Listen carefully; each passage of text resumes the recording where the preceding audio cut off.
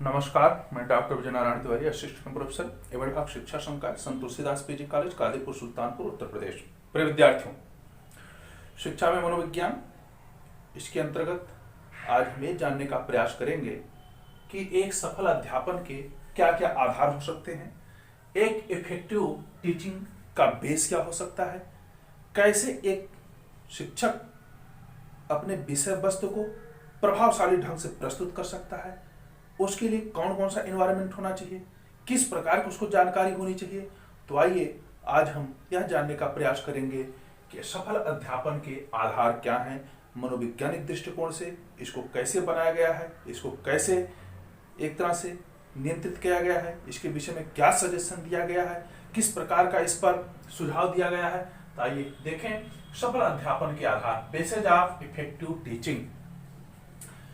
सबसे पहले हमें देखते हैं कि जो शिक्षक होता है, जो शिक्षण कार्य करने के लिए छात्रों के बीच में शिक्षण कक्ष में उपस्थित है, वह अपने विषय वस्तु का ज्ञाता कितना है, उसकी योग्यता क्या है, टीचर्स एबिलिटी क्या है। एबिलिटी से प्राय होता है कि एक शिक्षक को अपने विषय का अच्छा ज्ञाता होना चाहिए, साथ ही साथ समस्त विषयों की सामान्य जानकारी होनी चाहिए। ऐसा ना हो केवल वह एक ही विषय में पारंगत हो, अन्य विषयों में से कुछ जानकारी ना हो। एक शिक्षक सफल तभी हो सकता है जब वह अपने मूल विषय के साथ साथ अन्य विषयों की भी वह जनरल नॉलेज, सामान्य जानकारी रखता हो। दूसरा है शिक्षण विधि, टीचिंग मेथड। यानी एक शिक्षक तब तक अपना शिक्षण प्रभावशाली नहीं बना सकता जब तक कि वह शिक्षण विधियों का ज्ञाता ना हो। कहां पर आगम विधि का प्रयोग करना है, कहां निगमन विधि का प्रयोग करना है, कहां सूत्र विधि का प्रयोग करना है, कहां उदाहरण की प्रयोग करना है, कहां संश्लेषण की विधि का प्रयोग है, कैसे विश्लेषण विधि का प्रयोग करना है, कहां पर अन्वेषण विधि, ह्यूरिस्टिक विधि का प्रयोग करना है, कहां प्रयोगशाला विधि का प्रयोग करना है, कैसे हम मॉन्टेसरी विधि का प्रयोग करते हैं, खेल विधि क्या होती है, संवाद विधि क्या है, कहानी विधि क्या है।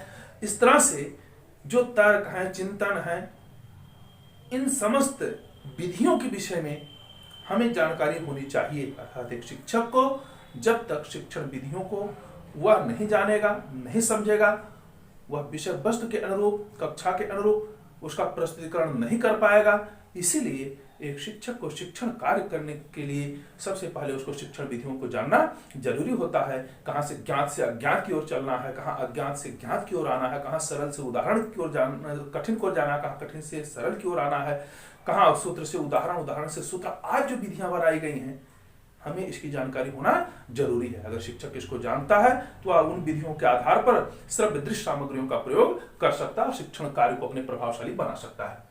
शैक्षिक वातावरण, एजुकेशनल इन्वायरमेंट, सबसे जरूरी बात है कि एक शिक्षण कार्य करने के लिए उसका एनवायरनमेंट भी, परिवेश भी होना बहुत जरूरी है।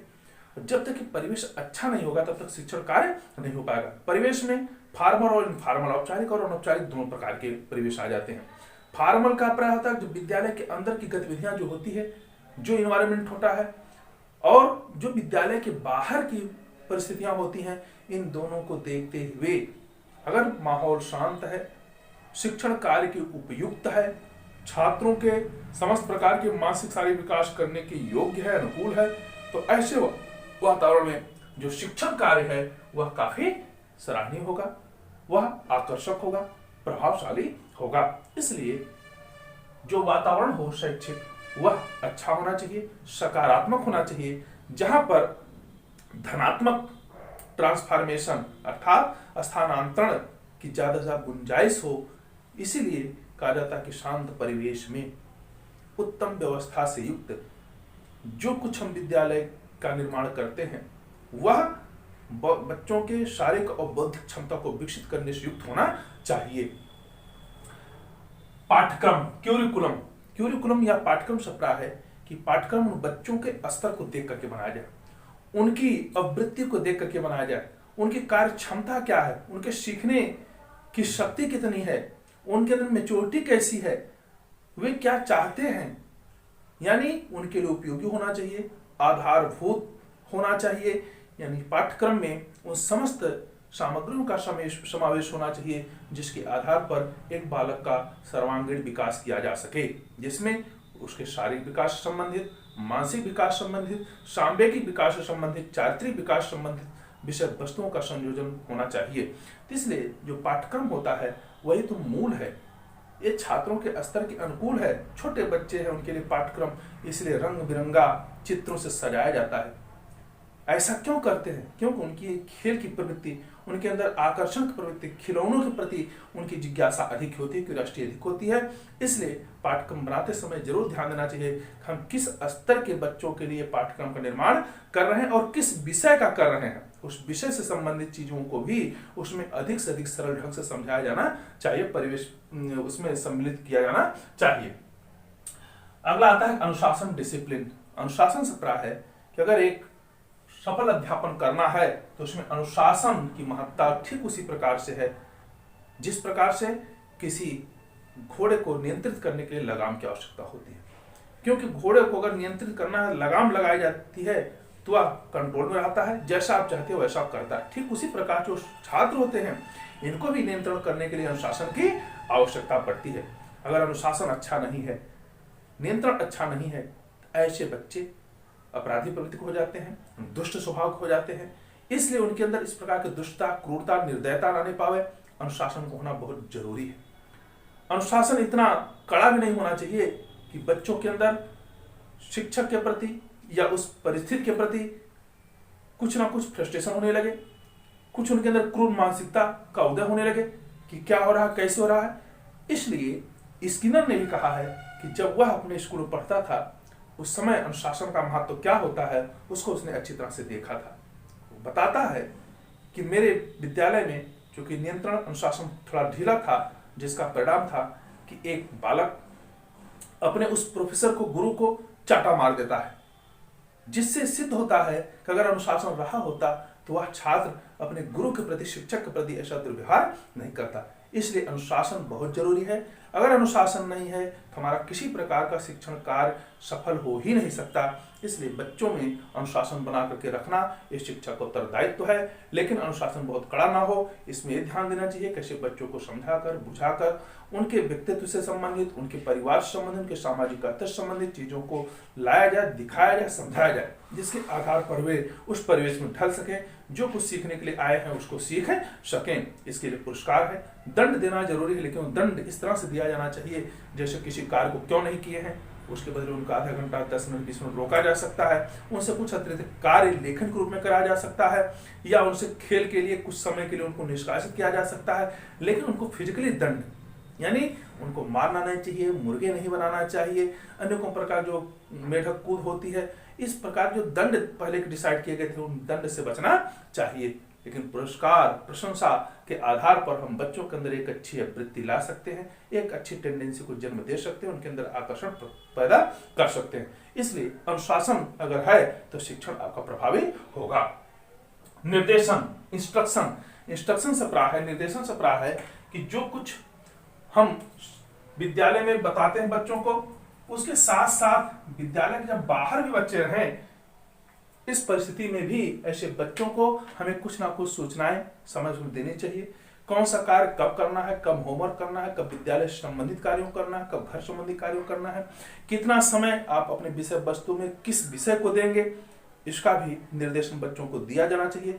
विद्यालय में औपचारिक रूप से कक्षा शिक्षण के समय, विद्यालय में कुछ सुक्तियों के द्वारा, कुछ विद्यालय में हम उनको कुछ गतिविधियों में, खेलकूद आदि में, को करिकुलर एक्टिविटी के रूप में हम यह निर्देशन दे सकते हैं, जिसके आधार पर उनके पाठ्यक्रम के साथ साथ कुछ अन्य चीजों का भी, अन्य वस्तुओं का भी ज्ञान हो सके, अन्य क्रियाकलापों के द्वारा उनके अंदर की जो क्षमताएं हैं वो विकसित की जा सके। इसलिए निर्देशन का दायित्व शिक्षक के लिए तो है ही, साथ साथ गार्जियन के लिए, समाज के लिए बनता है कि वे ऐसे बच्चों को निर्देशित हमेशा करते रहें, ऐसे सूचनाएं देते रहें जिसके आधार पर उनका सांवेगिक विकास, उनका शारीरिक विकास, मानसिक विकास सही दिशा में, समुचित दिशा में किया जा सके। अध्यापन के प्रशासनिक व सामुदायिक संबंध। अब यहाँ पर देखना है जो अध्यापक है उसके प्रशासनिक व सामुदायिक संबंध कैसे हैं, उसके एडमिनिस्ट्रेटिव एंड कम्युनिटी रिलेशंस कैसे हैं। कम्युनिटी एंड एडमिनिस्ट्रेटिव रिलेशन से प्राय होता है कि कभी कभी देखा जाता है कि विद्यालय में शिक्षक, प्राचार्य आदि के बीच में तनाव हो जाता है। ऐसे तनाव का प्रभाव होता है कि ना तो शिक्षक अच्छी तरह से बच्चों को पढ़ा पाता है और ना तो छात्र अच्छी तरह से जो ज्ञान लेना चाहते हो प्राप्त कर पाते हैं। तो बिल्कुल ध्यान रखना चाहिए कि विद्यालय का सौहार्द बहुत ही भाईचारे का हो, ब्रदरहुड का हो, उसमें किसी भी प्रकार का तनाव ना हो। शिक्षक को अपने कर्तव्य के प्रति हमेशा सचेत रहना चाहिए। प्राचार्य को, प्रबंधक को, इत्यादि लोगों को भी इस चीज को हमेशा समझना चाहिए कि एक अच्छे शिक्षक के लिए, शिक्षण कार्य करने के लिए, प्रभावशाली बनाने के लिए उसको मानसिक रूप से संतुष्ट होना जरूरी है। इसलिए जो तनाव की बातें आती हैं, जो टेंशन की बातें आती है, जहाँ पे लोगों के बीच में कुछ ना कुछ संघर्ष की बातें आती हैं, इससे हमेशा बचना चाहिए। और जो कम्युनिटी के द्वारा संबंध उनके हैं, जो अन्य लोगों से संबंध है, समाज से संबंध है, शिक्षक वर्ग से संबंध है या प्रशासनिक वर्ग से संबंध है, ऐसे संबंध में उनके अच्छे होने चाहिए। तभी शिक्षण एक प्रभावी मुद्रा में जा सकता है। शिक्षक अपने कार्यों को अच्छी जिम्मेदारी के साथ उसको इफेक्टिव रूप में बना सकते हैं। इस तरह से हमने क्या देखा कि अगर एक शिक्षण कार्य को प्रभावी बनाना है तो इसके पहले एक शिक्षक को अपने विषय के ज्ञाता के साथ साथ अन्य विषयों का ज्ञाता होना चाहिए। उसको तमाम प्रकार की जो शिक्षण विधियां हैं, श्रव्य दृश्य सामग्री इत्यादि का प्रयोग कब करना है, व्याख्या कब करनी है, प्रश्न कब पूछना, ब्लैक बोर्ड राइटिंग कब करनी है, कहाँ पर आगमन निगमन विधि का प्रयोग करना है, कहाँ पे तर्क चिंतन की विधि का, कहाँ विश्लेषण संश्लेषण विधि का प्रयोग करना है, इन तमाम विधियों को उसको जानना भी आवश्यक होता है। और शैक्षिक वातावरण माने जो एजुकेशन एनवायरनमेंट है उसको अच्छा बनाए, क्योंकि अच्छे वातावरण में ही अच्छे ज्ञान की जो है परिधि निश्चित हो पाती है, उसको अचीव किया जा सकता है। और पाठ्यक्रम पर तो विशेष ध्यान देना चाहिए कि बच्चों का पाठ्यक्रम जैसा कि आज एनसीईआरटी के द्वारा बनाया जा रहा है वास्तव में बहुत अच्छा है, उस पर हमें ध्यान देना चाहिए। उसके अनुरूप ही शिक्षक को पढ़ाना भी चाहिए। अनुशासन जो डिसिप्लिन है इसको हमेशा बनाए रखें।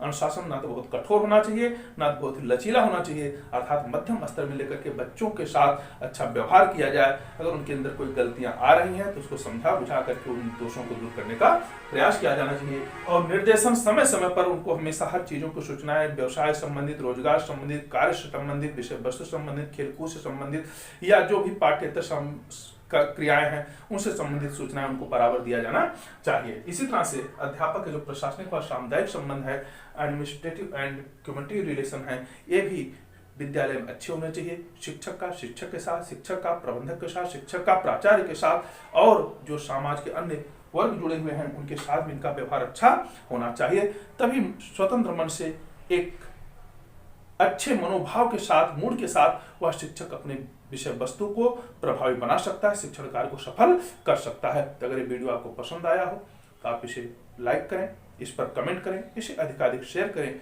और चैनल से अगर पहली बार जुड़ रहे हैं तो इसे आप सब्सक्राइब कर लें। इसी तरह से शिक्षा मनोविज्ञान ही बताता है एक शिक्षक का उत्तरदायित्व क्या होता है, एक शिक्षक के अंदर कौन कौन से कैरेक्टरिस्टिक्स होने चाहिए, विशेषताएं क्या होनी चाहिए, इसको हम अगले वीडियो में देखेंगे।